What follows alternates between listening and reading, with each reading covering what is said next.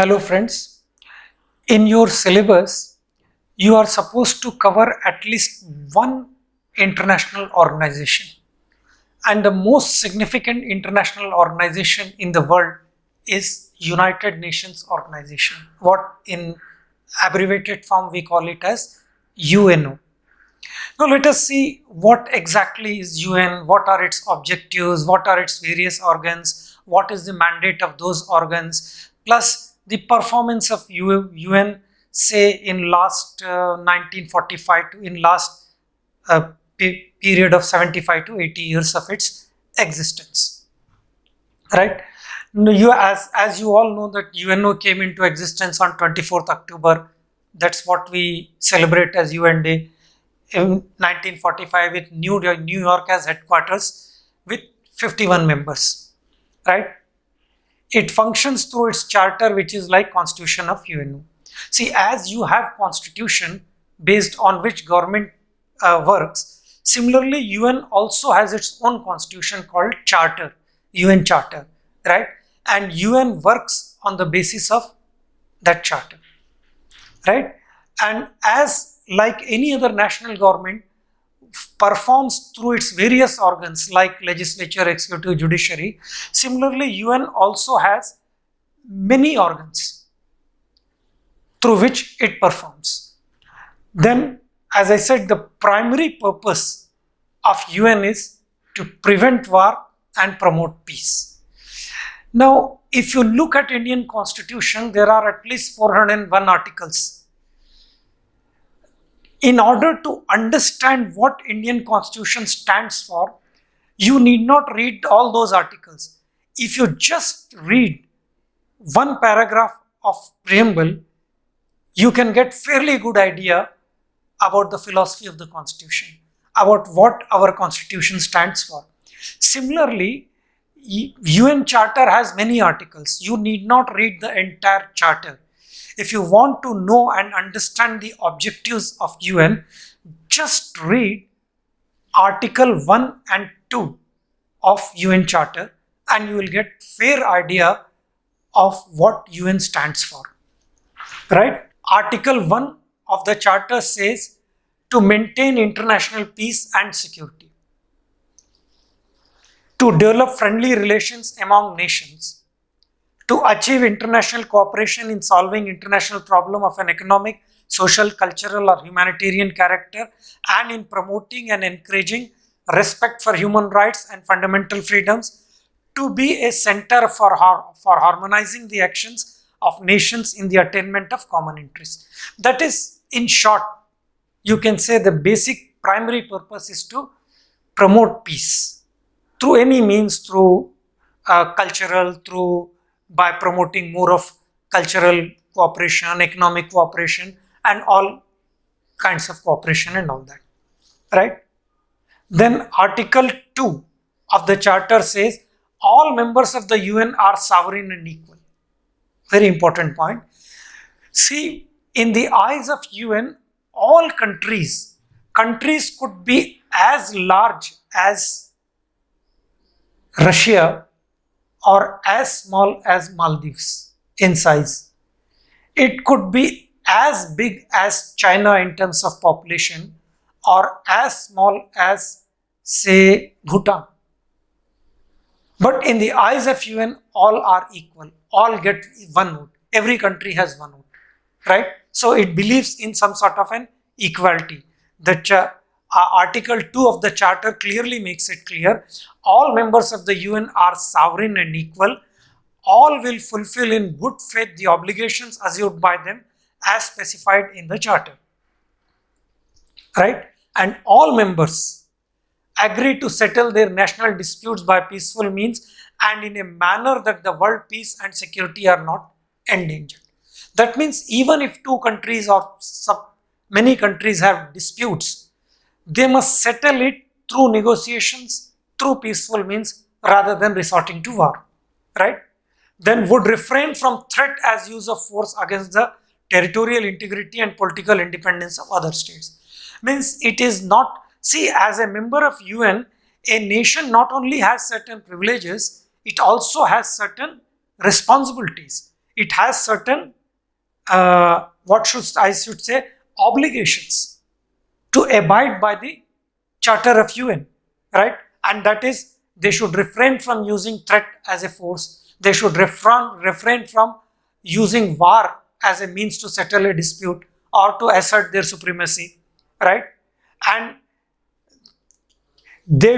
every nation is supposed to assist UN in any action that it takes in accordance with the Charter, and shall refrain from giving assistance to any state against UN. Then would not interfere in the internal matters of any other country, right? You can't use the pretext of human rights or group rights and other things and try to break a nation in the name of democracy, in the name of freedoms, right? You cannot, as per the Charter, you cannot interfere in the internal affairs of any other member state or any other state which is not a member of UN.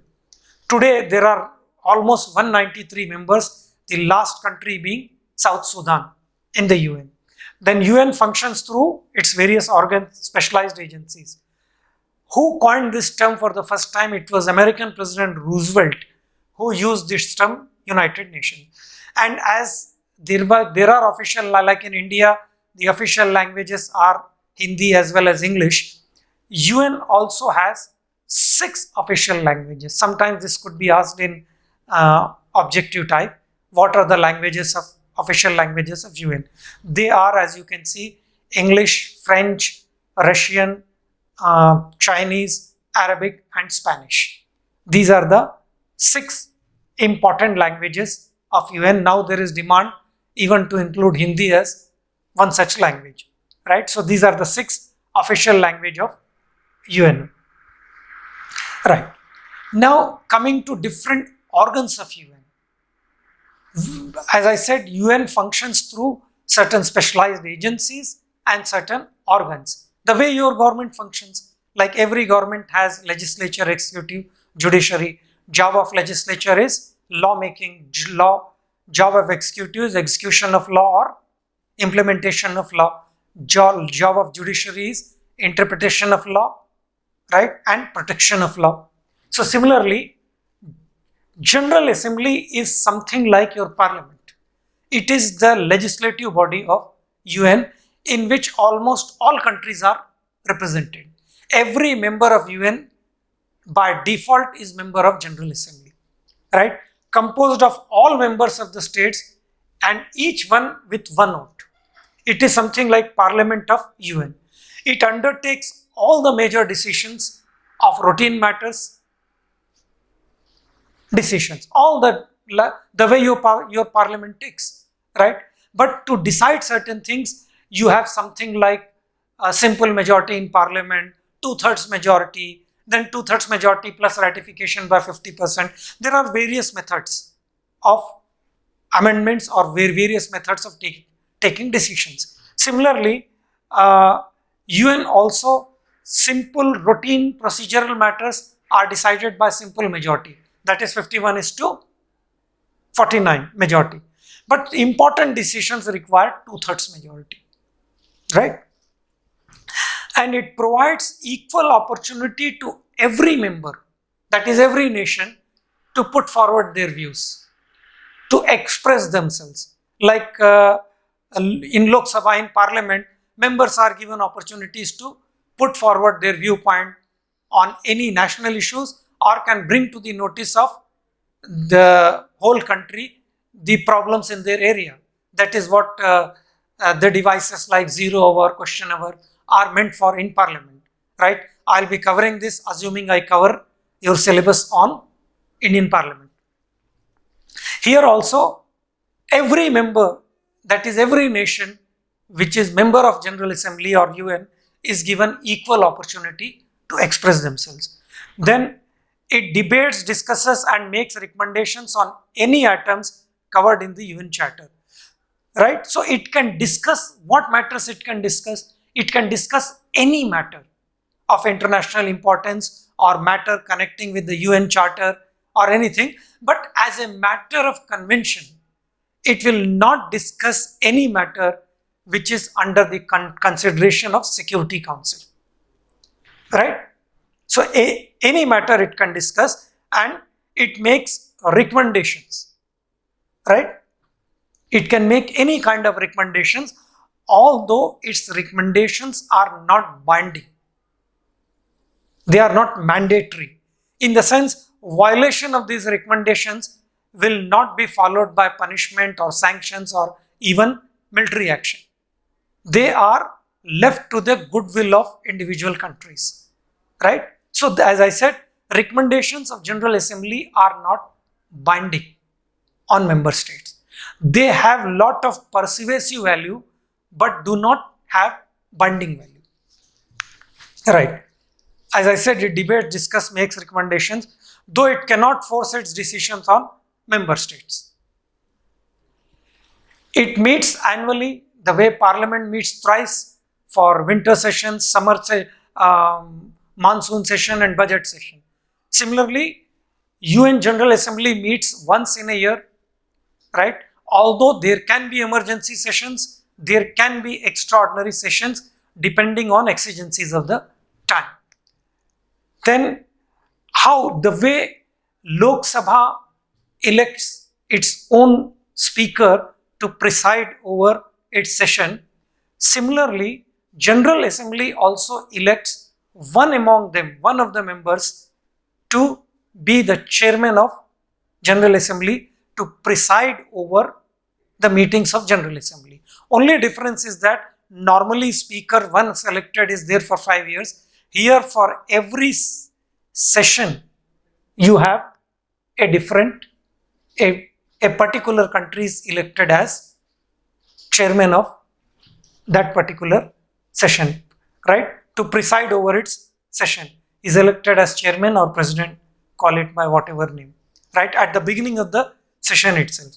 Then special sessions, as I said, can also be conveyed, as also there can be emergency session. And it is open to any country that believes in UN Charter, right? And each country, no matter how big or small, as I already told you, get equal opportunity to speak or equal opportunity to vote. Every country has one vote.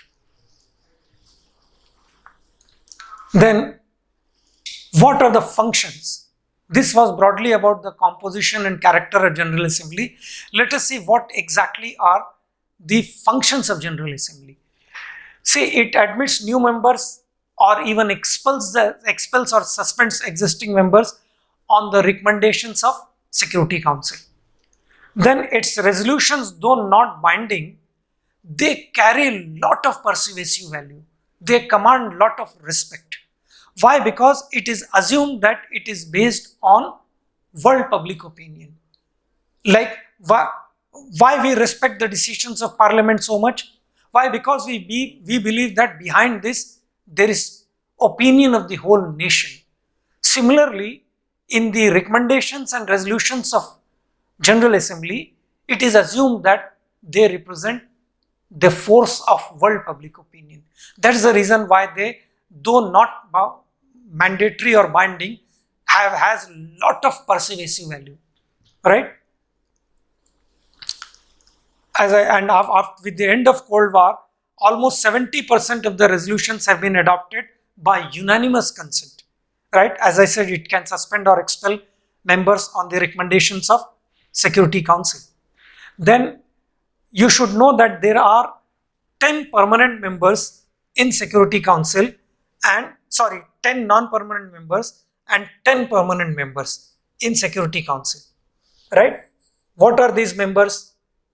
And 5 permanent members.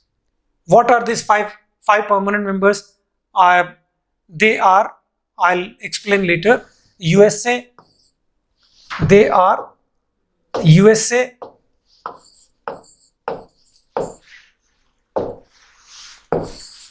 USA, China, Russia, England, and France. These are even called as Big Five. These are the permanent members of Security Council, right? And then there are 10 non-permanent members of Security Council who are elected for a term of 2 years by General Assembly on the basis of rotational system. What is rotational system? Suppose if India is elected, right now it has been elected, say from 2020 to 2022. Then 2022 to 24, neither India nor the existing 10 members can be elected. It will be other 10 members.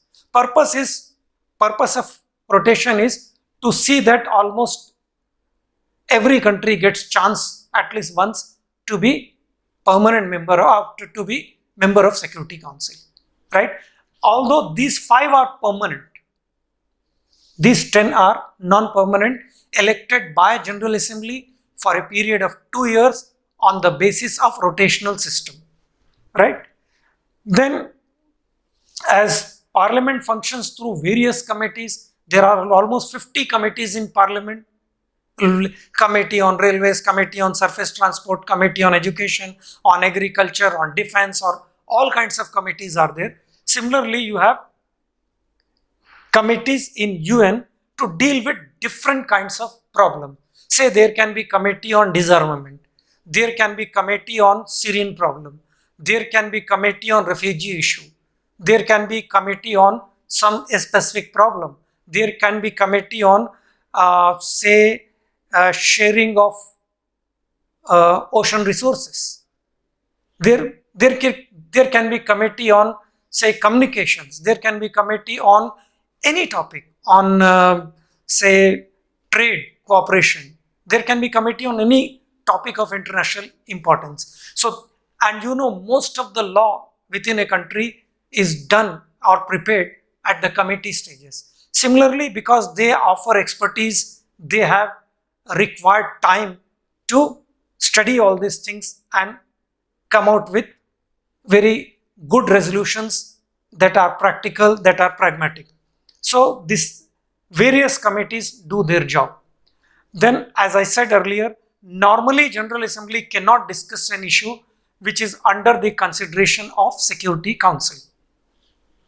Then it elects members of Trusteeship Council, Economic Council and Economic and Social Council, right? These are other organs of UN. We will see them later. But these are some of the functions of General Assembly. Then it appoints Secretary General and Deputy Secretary General of UN.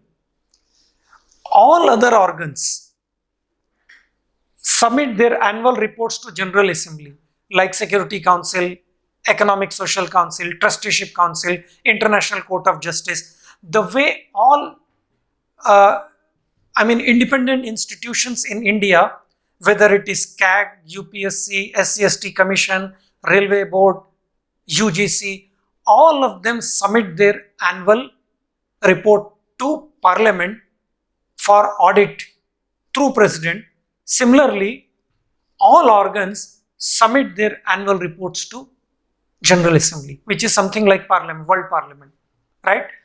The way Parliament controls your finances, prepares your budgets, right, audits the accounts of both central and state government. Similarly, through institution of CAG, similarly, the finances of UN, the budgets are passed, funds are allocated and audited by UN General Assembly.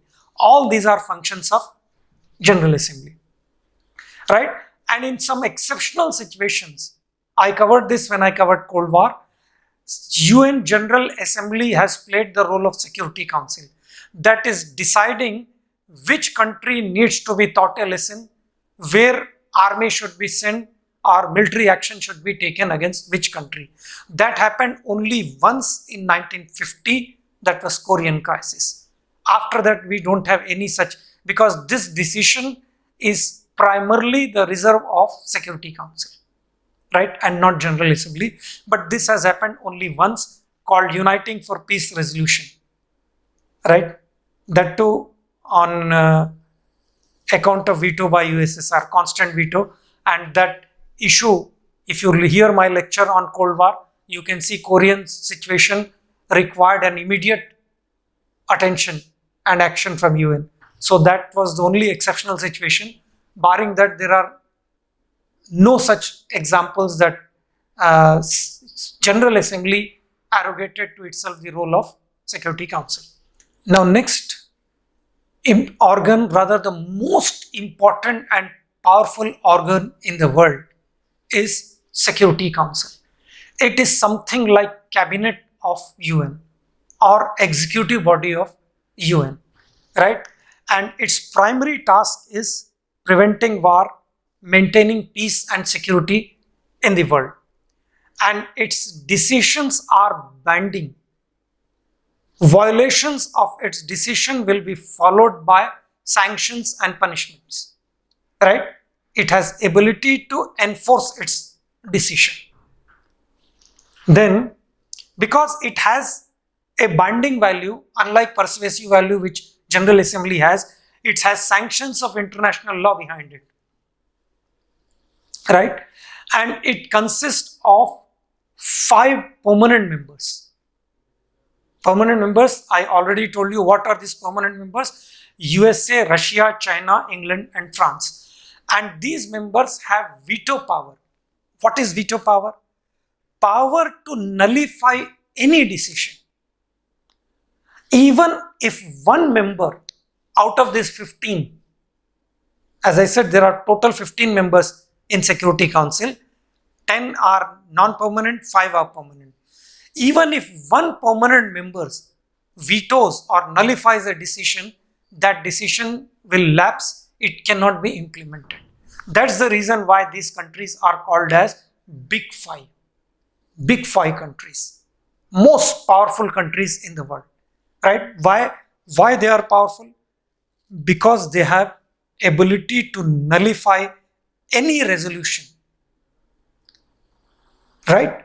So this veto power makes them extremely powerful. And what are these countries endowed with veto power? The 5 permanent members: USA, Russia, China, England and France, right? And as I said, it consists of 10 non-permanent members who I already tell you elected for a term of 2 years based on the system of rotation. One more thing you should know about here is that these 10 members are elected in such a manner that major regions of the world should be represented. Take for obviously all 193 countries cannot be member here, right? It is open only for 10. So major region like South Asia is one region, West Asia is one region, right? Sub-Saharan Africa is one region, Latin America is one region, South America is one region, like this. All major regions find representation in general, as non-permanent members of Security Council, right? And it is presided over by a president elected alphabetically every month, right? So even these 15 members, when they sit, who becomes president? He is directly appointed based on alphabetical order. Suppose if Angola is member, then they become member, right? Suppose then Angola will be the country which will be presiding over the sessions of Security Council. Suppose if Brazil is another member, then it will be second, something like that. It will be on in fact, it would be wrong to say elected. They are actually appointed based on alphabetical order, and this happens every month. So as a result, almost all 15 countries get chance to preside over the sessions of Security Council, and they too have their own committees through which they function. Then I already told you now how 10 non-permanent members are elected to ensure that every major region of the world finds representation. As I said, routine and procedural matters are decided on the basis of majority. Important matters require unanimous consent of all the permanent members. See, even if one member, take for example Syrian crisis, all 15 members, 14 members agreed, but Russia vetoed it. Take for example, India should get permanent membership of Security Council. All members agree, only China is vetoing it. It's a different story that it is with our efforts that China got permanent membership, and today China is the biggest hurdle in India getting permanent membership of Security Council. Of course, as I said, for this, it is futile to blame China for that. If at all you want to blame, it is your leadership of that time which is responsible for this Himalayan blunder. Then what are the functions of Security Council? Functions are basic, as I said, to maintain peace and security in the world. This is the primary responsibility of Security Council.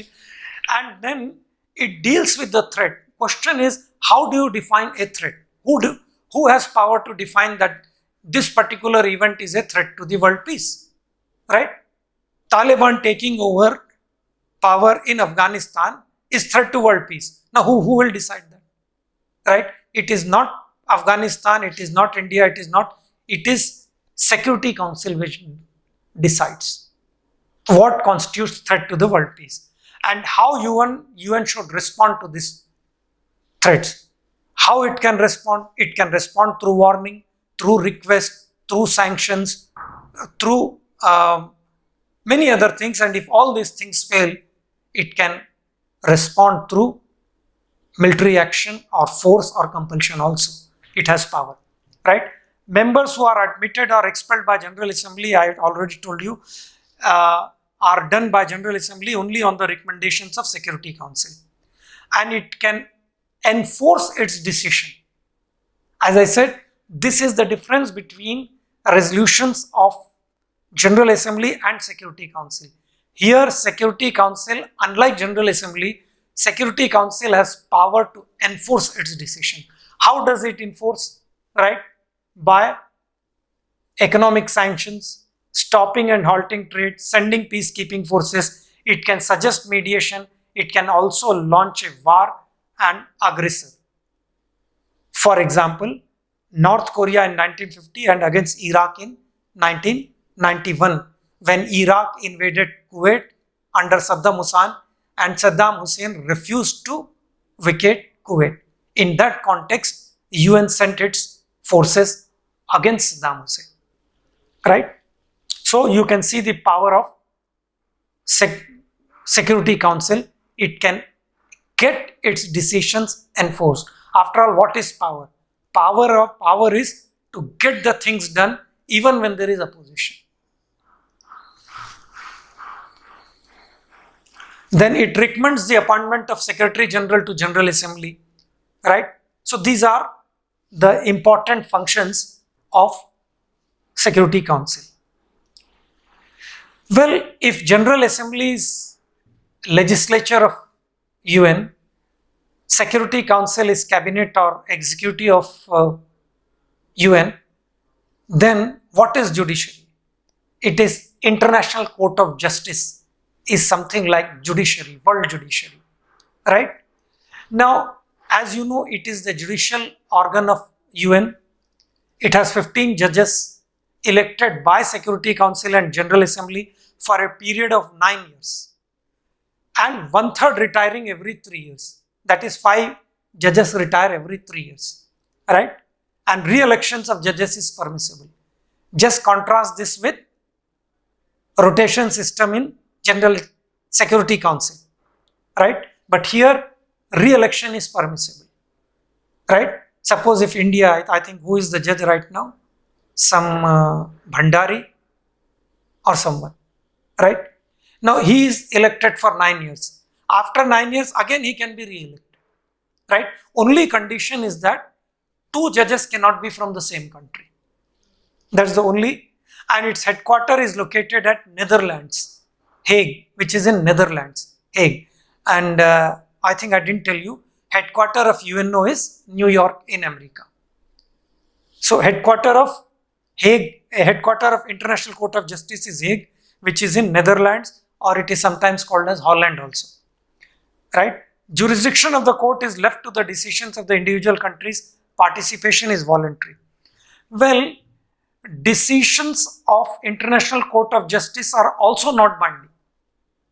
It becomes binding only when country participates or goes to International Court of Justice, right? I'll explain how it works.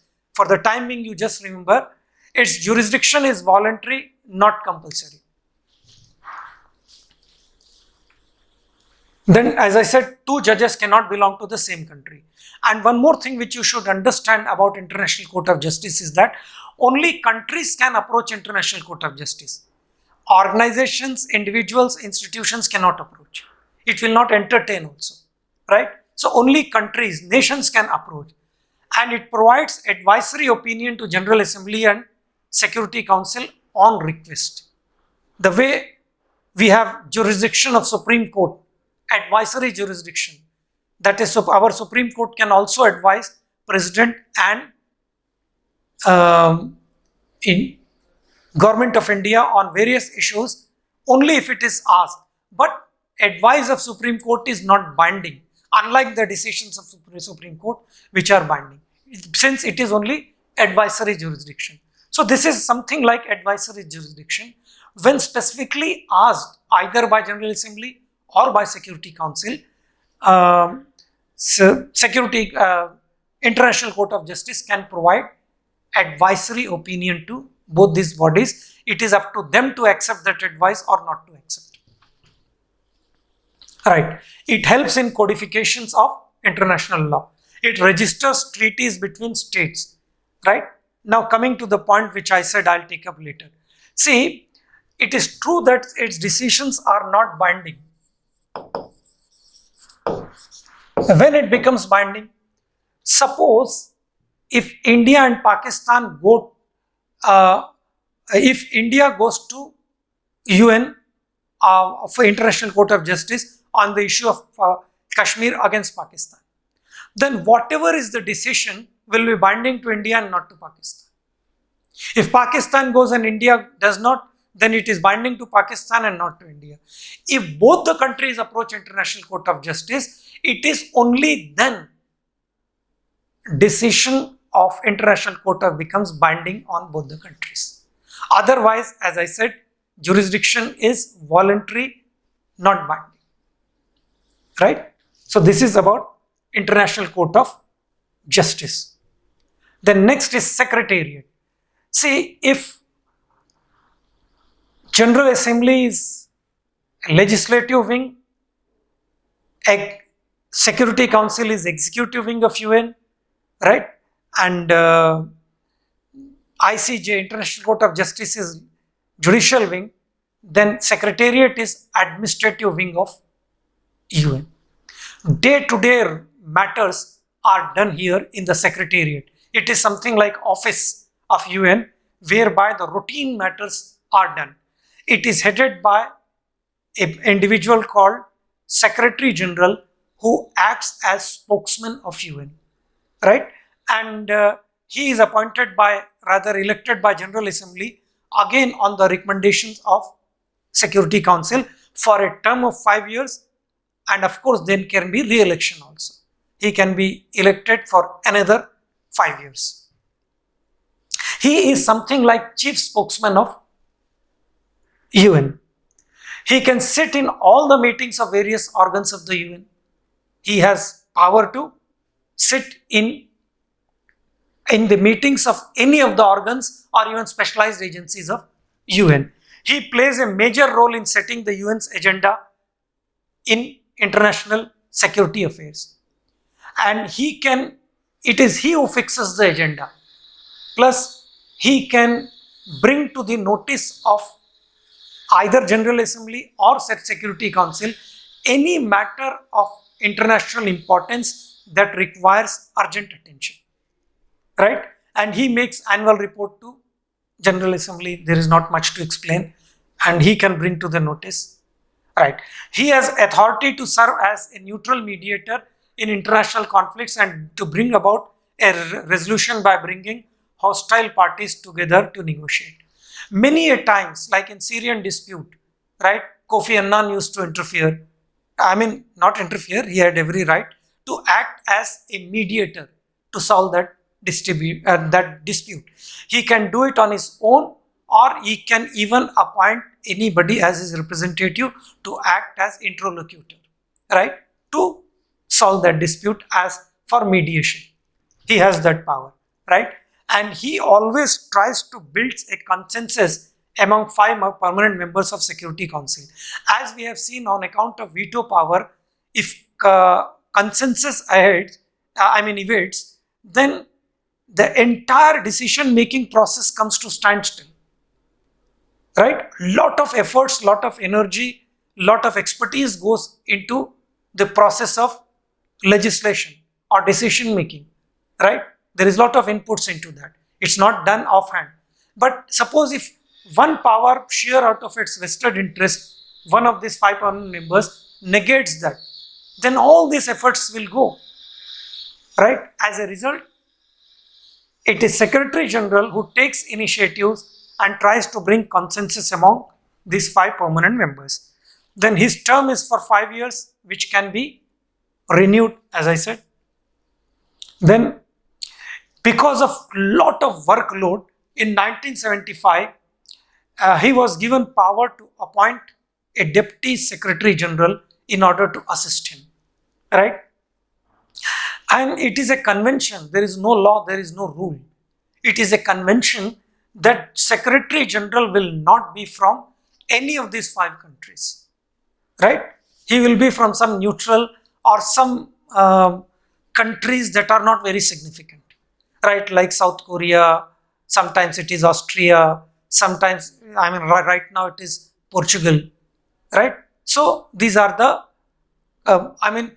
logic behind all this is that for balance of power, to maintain a balance of power, so that the countries which are powerful, those 5, if Secretary General is from them, then they will become overwhelmingly powerful. The purpose is to maintain a balance of power, right? So that there should not be disturbance or imbalance of power in global politics. With that intention, Secretary General is normally chosen from countries that are not very powerful or not very significant. This is the logic behind.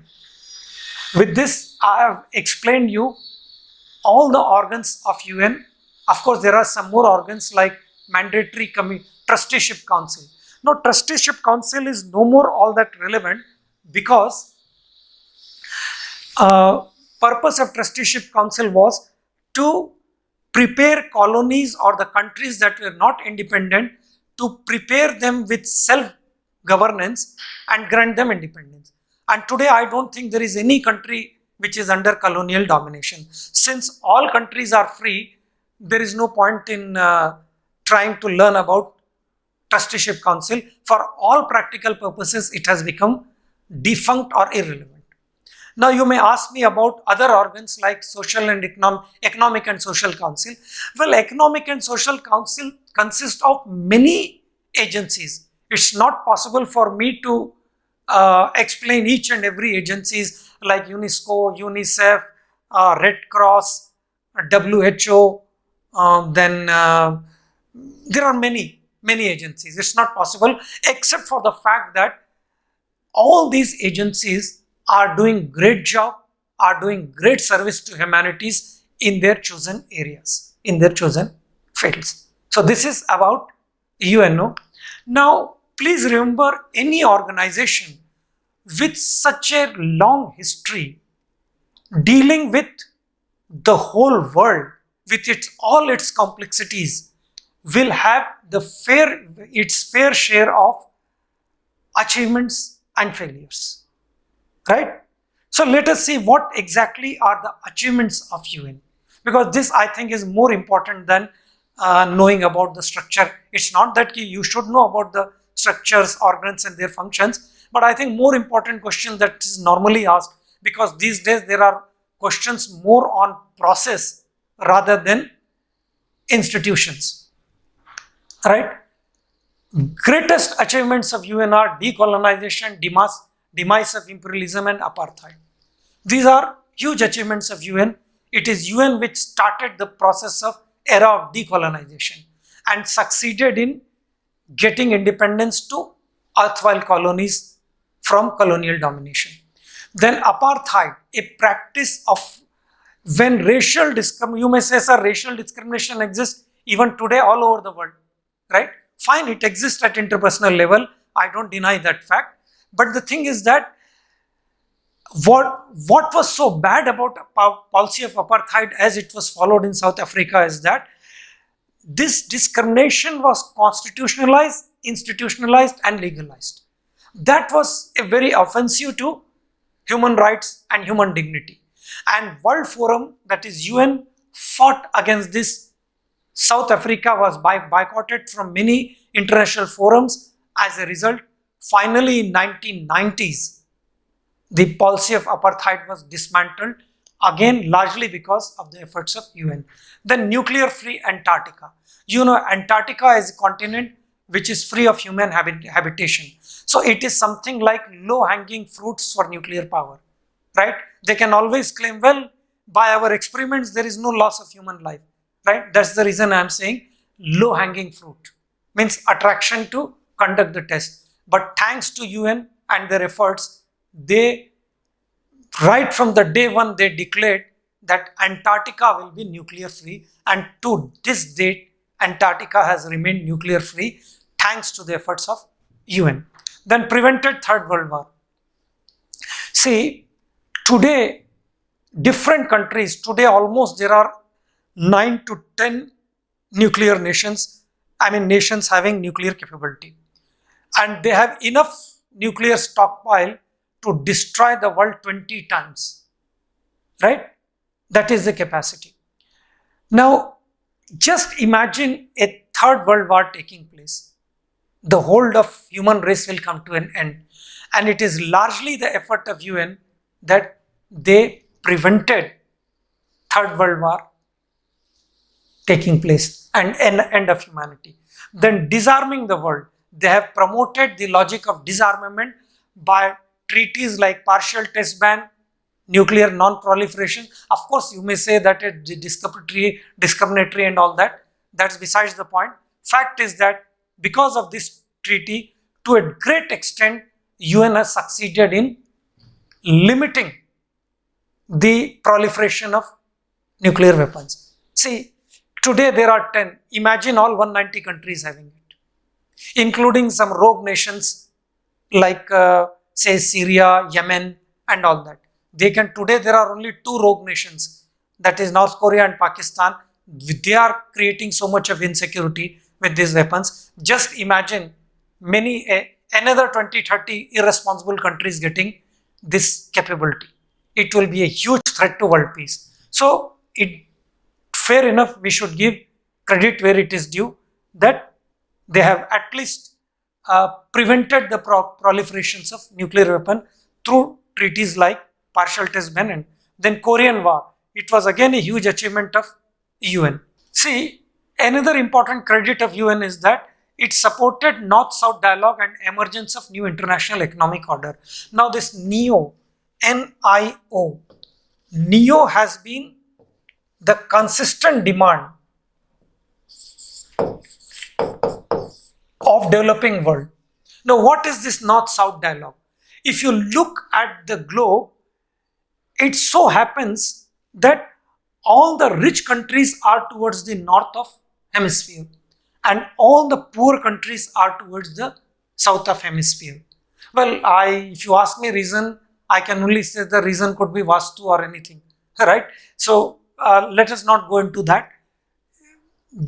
Look at the reality as it is, and as it is, most of the rich countries are towards the north of the hemisphere and south you have poor countries. So it was felt that, and these countries were, and this demand started especially from 1981 at Cancun summit. Where is Cancun? Mexico. When world came on one platform and developing world, third world countries started demanding that there should be a new international economic order. When you talk that there should be new, it means there is something wrong with the existing order.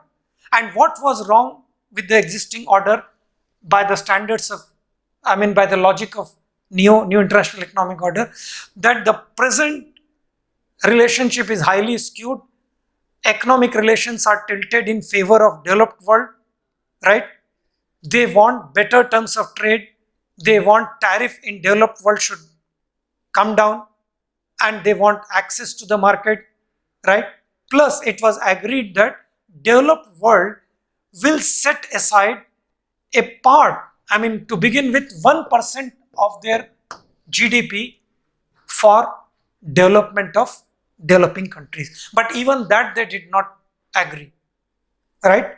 Today they preach that developing world should adopt cleaner technology, but they never give cleaner technologies to poor countries. Once I remember in a BBC interview, Narendra Modi, our Prime Minister, was asked, see, India creates so much of pollution because of thermal projects. He says India is a developing country which requires energy. And incidentally, most of our energy comes through these polluting sources, especially thermal plants, which you know is produced from coal. He said, transfer us cleaner technology. Tomorrow itself, I'll close all thermal power plants in India, right? So the thing is that a transfer of cleaner technology, all this was part of new, but that did not happen. That's a different topic altogether. Why? But UN always supported North-South dialogue for creation of new international economic order. Then agencies like WHO, UNESCO, UNICEF have been keenly participated in the transformation of the international economic and social order. They are doing human services in their respective fields. Unfortunately, such good work never gets recognized or never gets published or gets publicity. As you know, good works are never covered by either media or by anyone, because they don't generate interest, they don't arouse curiosity, and ultimately it is truly said that reality is so boring, right? So goodness is so boring. As a result, we do not come to know about the great job which these different agencies of UN are doing. Then since 1945, we have seen how, because many of these wars had the potential of expanding and getting converted into world war, which would have ended the world largely. Then address the refugee concerns and respect for human rights, right? So, and plus fighting of corruption also. I forgot through their resolutions like UN Convention Against Corruption, right? Through they are contributing for welfare of humanity, right? Generating respect for human rights and all that. So this is, all these you can classify as great achievements of UN. Now coming to their failures. As I said, any organization dealing with, see, even within our house, such a small unit, there will be problems, there will be failures, right? So just imagine an organization looking after the whole world with all its complexities, with many complicated bilateral disputes, right, and vested interest. So naturally it will have fair share of its failures, right? Let us see what are the failures. UN opinion on Hungary and Czechoslovakia were ignored by the Soviet Union. I think I covered this when I covered Cold War. You know, in 1956, Soviet army invaded Hungary because these countries were called as client states of UN, of USSR, Russia. Czechoslovakia in 68, right? UN opposed this move, passed resolution against Soviet Union, but Soviet Union, you know, at that time was superpower, simply ignored the resolution. Arab-Israel dispute to date, despite many resolutions by UN, I'll be covering this when I cover Arab-Israel dispute in greater detail, has simply been overlooked. And to date, this problem is lingering. And whatever good things are happening here, they are happening at bilateral level or outside UN rather than through UN. No emphatic role in crises like Cuban Missile Crisis and Vietnam Crisis. Both the crises I have covered. Please listen to my lecture on in topic Cold War. In both these issues, the powers outside UN played greater role in bringing mediation rather than through UN. Then unipolarity and unilateralism has jolted the relevance of UN. Now this point requires explanation. As I said, with the end of Cold War 1990, Cold War ended. Earlier the world was bipolar between two superpowers, Soviet Union and America, right? 1990, Soviet Union collapsed. So world became unipolar. It became unipolar. Means world dominated by one country, and that was USA. And during that period, USA indulged in unilateralism at a very large scale, invading whichever country they wanted, right? Trying to set the global agenda sometimes they used to invade a country and get post facto sanction from UN. So world saw that kind of, and it appeared that if this kind of unilateralism continues for long, quite likely UN may lose its relevance. Then fail to generate universal consensus to protect the world climate. We all say that, well, global warming is the biggest threat for the survival of humanity and all that. But all top nations, including America, have simply walked out of Kyoto Protocol and other things. UN is unable to generate a consensus among world leaders on this issue, an issue which is going to impact the world heavily, that too in a very, very negative way. The number of nuclear powers kept increasing, as I said, from 1 to today roughly 10, including some rogue nations are acquiring capability like North Korea, Pakistan, Iran, right? And failed to solve the crisis in Somalia and Sudan. We have seen almost 20 lakhs people being killed in Sudan. Same, not on that scale. Problem of Somalia, then dispute between Somalia and Ethiopia on issue of Eritrea. All these disputes remain. Then, what should I say? Clashes, bloody and violent clashes among different African tribes has remained unsolved to this day. Like Hutus and Tusties. These are the two tribes in places like Rwanda and Burundi, whereby Hutus slaughtered at least 8 lakhs Tusties and UN forces simply watched. They could not do anything here. So many people are getting killed in Africa in their intra-tribal wars or other inter-tribal wars, and UN is unable to control that. Then why all this is happening is because Security Council represents the reality, global realities of 1945, and today it is 2020, right? Almost 75 years. In this 75 years, world has so much changed, so much which it did not in earlier 10,000 years. So obviously there has to be certain structural changes in UN. You can't see, suppose if I say, can you develop India or fight terror in India with legislations of 18th century?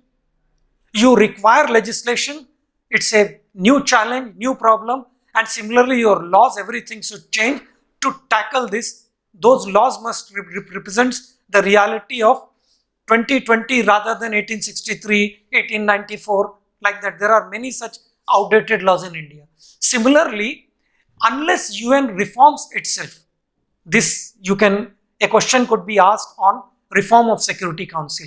And what should be the reform? That Security Council should represent the reality of 2020, right?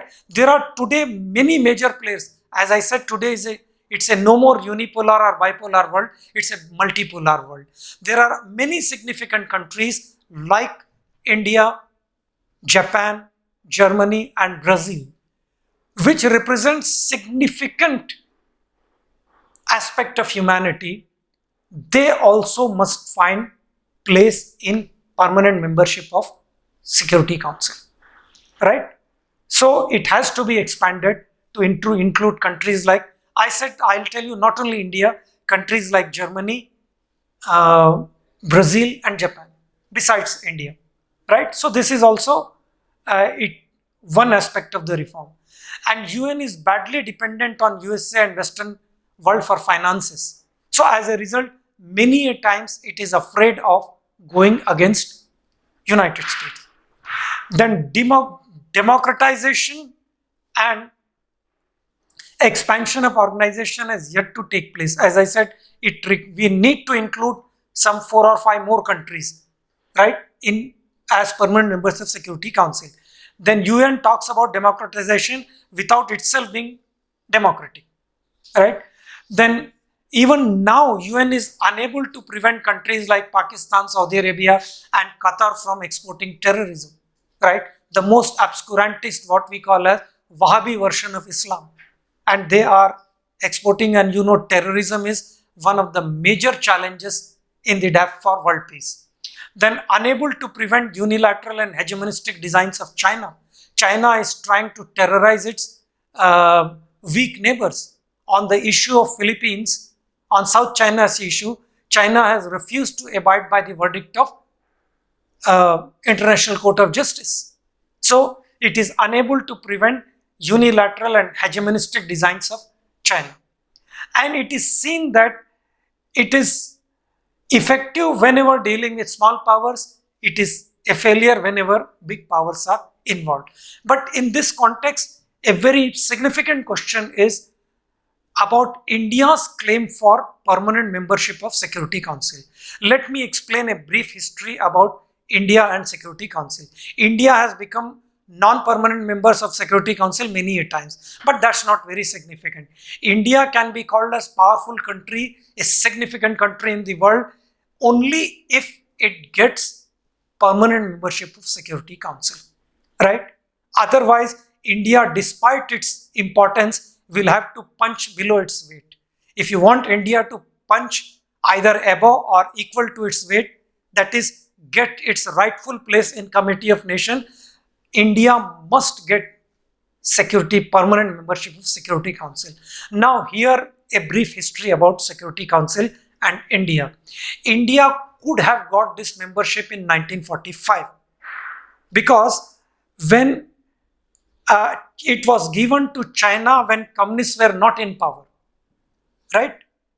To Chiang Kai-shek, primarily because of Chiang Kai-shek, China got this membership, and the logic was, well, Asia also should be represented in Security Council, right?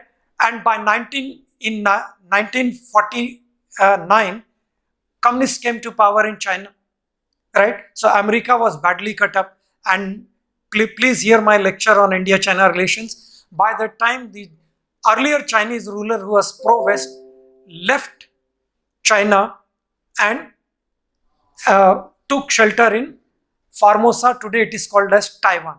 So Americans gave it to Taiwan, but there was huge opposition. How can such a small country, insignificant country, find place in Security Council, right? In that context, it was offered to India informally by Mr. John Foster Dulles. Of course, it has been offered by the President Truman. John Foster Dulles broached this idea with our permanent representative to Security Council, Vijay Lakshmi Pandit, who happened to be sister of Pandit Nehru. And she broached it before her brother. Her brother got angry and he made it very clear that China is the rightful claimant.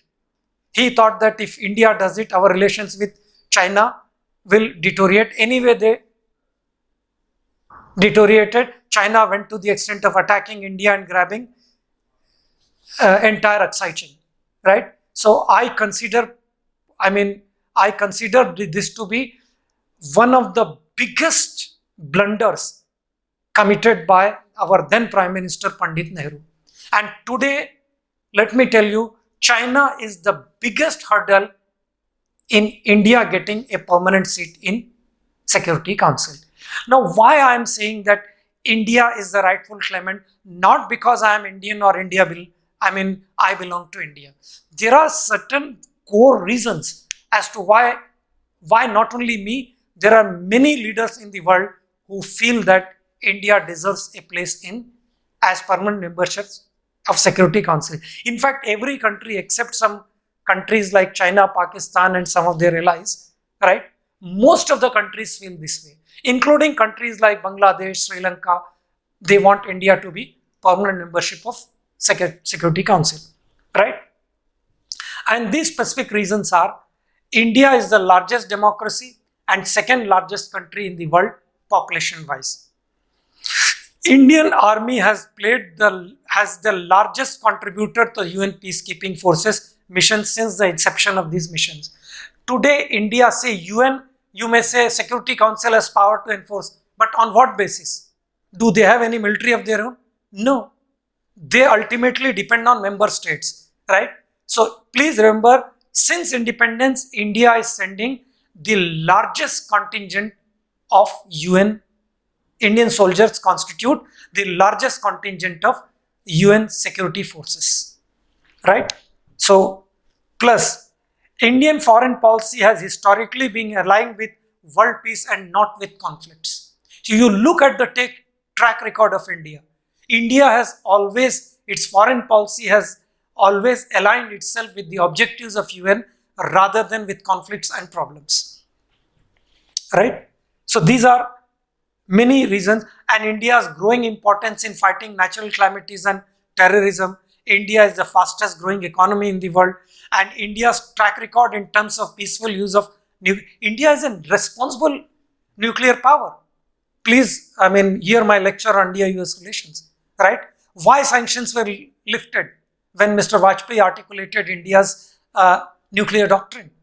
Because it made it very clear that though India has acquired nuclear capability, it's a responsible nation, right? All these factors make India an ideal candidate for permanent membership of Security Council, right? So with this, I have explained to you about UN, the objectives of UN, various organs, their functions, success of UN, failures of UN, and India's claim for permanentship of Security Council. Now here the questions could be about, a general question could be about the success and failure of UN. You can mention those points and add some points from your own. Or normally question could be on India's claim for permanent membership of Security Councils, for which you will have to give these 6 reasons, right? Or sometimes question can be on any particular organ and its functions, but that's rare. Normally you can expect these 2 questions in your exam. One is India's claim, second is success and failures of UN. I hope you have understood whatever I have tried to explain, right? Thanks.